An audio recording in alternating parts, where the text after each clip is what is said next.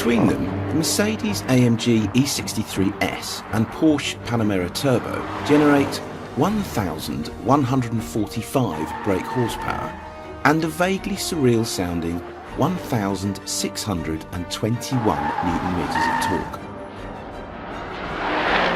Both are four-wheel drive and both come with super fast shifting dual clutch semi-automatic gearboxes. The AMG is cheaper by a bit and weighs a touch less too. But the new Panamera Turbo is, well, the new Panamera Turbo, and we already know exactly what that means when it comes to going quickly. So the question is, which of these two slightly scary monsters is quickest of all around our track? Panamera first, let's find out. I don't know why, you can't stop smiling when you're behind the wheel of this thing. It is such a beast. It's a lot more expensive than the Merc, as we know, and it doesn't have just as much power. It's got only 542 bhp, but it does have... Actually, no, I'm talking rubbish. It doesn't even have anywhere near as much torque as the Mercedes, and it weighs a bit more. So, is this a foregone conclusion? I don't think so. Even though the Porsche weighs more, has less power and less torque, because Porsches just have this habit of doing crazy things against the stopwatch on circuits. Even ones like the Panamera. Gosh, on this warm-up lap though, it does feel like quite a big barge, I have to admit.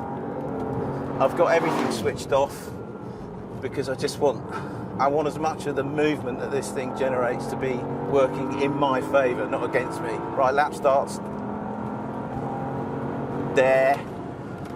Oh man, just doesn't feel like it wants to slow down with any particular efficiency. There's just so much weight to manage in this thing. I mean, it's doing its best. Just nick the limiter there. Don't actually think it made any difference because I would have short shifted anyway. Down the back straight at gosh knows what kind of lick. It monsters the chicane. Back end wants to step out a bit there, but that's just because I've provoked it. Huge traction out of that bottom corner. My goodness me, 44.9 seconds. Okay, that's not right up there with the quickest stuff that we've recorded around this track, but for something that weighs over 2 tons, has 4 doors, 4 big seats, that's pretty barking. Panamera's time was rounded up to 45 seconds dead in the end, but that's still outrageously fast for a car that's this big and this heavy. But can the mighty E63 S, all 603 bhp of it, go even quicker still? You just got to love the E63 S. If you've got petrol in your veins, you're going to love this car. Okay, the hard facts. It's cheaper than the Porsche, we know that. It's got 603 bhp as opposed to 542 in the Porsche. It's got 851 Newton meters of torque, which is more, again, than the Porsches, and it weighs just a whisker under 1,900 kilograms, which makes it over 100 kilograms, well over 100 kilograms lighter than the Porsche. Anyway, oh, listen to that noise. The lap starts there.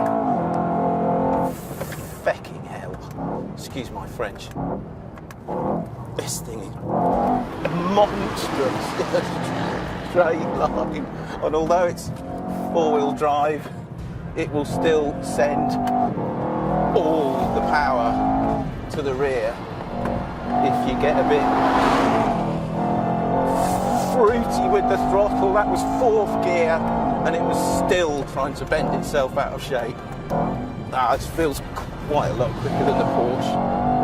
It's a bit more of a handful. How do they get it to disguise its weight like this? I really don't know.